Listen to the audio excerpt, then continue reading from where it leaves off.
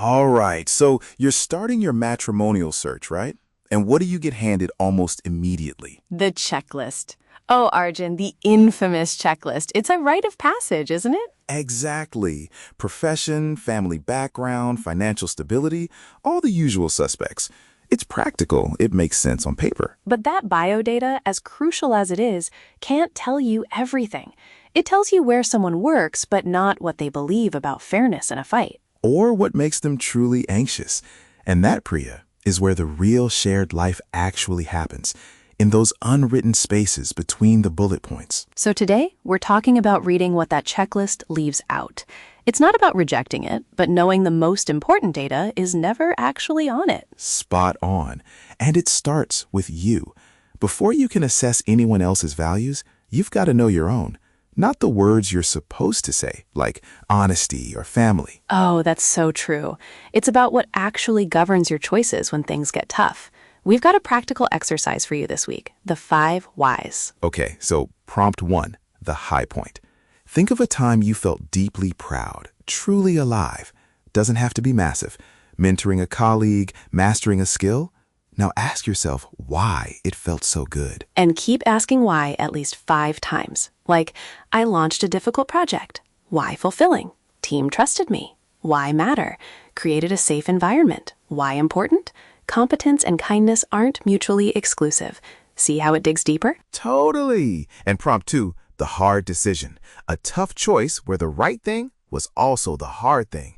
Maybe you said no to something that looked perfect on paper. Exactly, like turning down a well-settled proposal. Why hard but right? He dismissed my career. Why matter? It'd always be secondary. Why deal breaker? My work is core to my identity. Powerful stuff. Right? Do that for a few memories. You'll end up with 4 or 5 core principles grounded in your history. It's a compass, not a checklist.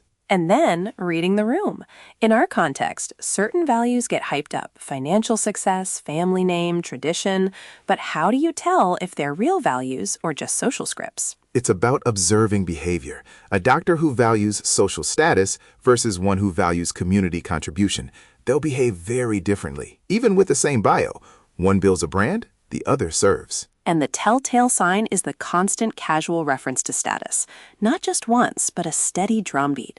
Oh, we just go to the club. My father's a lifetime member. Or, my uncle's the joint commissioner. He would have sorted that for you.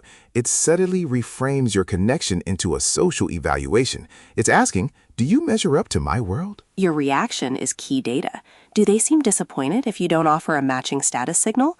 The best counter isn't competing, it's redirecting. Exactly. That's a big responsibility. Do you enjoy navigating those systems or prefer something more straightforward? Pivots back to them. Love that. It's about patterns. If every anecdote always comes back to wealth or influence, you're not getting to know them. You're getting a sales pitch. And mismatched values, that's the real silent killer in a relationship. Not disagreements about movies, but foundational differences. Like Ananya and Samir. She values career and independence in Bangalore. He sees living with aging parents in Lucknow as non-negotiable duty. Both valid, but clashing values. It's not just about the city. His vision requires her to sacrifice her autonomy for his definition of duty. Her vision requires him to compromise on a core moral obligation. That's a recipe for resentment. And conflict reveals not just what they value, but how they protect it. Do they yell, shut down, seek a third option? That's gold for understanding them. Then there's the negative space, what they never say. What questions do they not ask? Right. Of course they'll ask about your job, salary, assets. That's practical. But what about your passions that make no money? Your biggest fear? What a difficult friendship taught you? Or, when you mention a problem, is their first question about logistics or how it made you feel? A persistent lack of curiosity about your internal world is a huge signal. It means for them, your value is mainly in your external accomplishments, and a life partner needs to be interested in you when you're not performing, when you're just you. Exactly. So, this week, after your next meeting, put your phone away. Ask yourself, when did I feel most like myself? What were we talking about? And when did I feel like I was performing? What were they talking about when they weren't trying to impress me?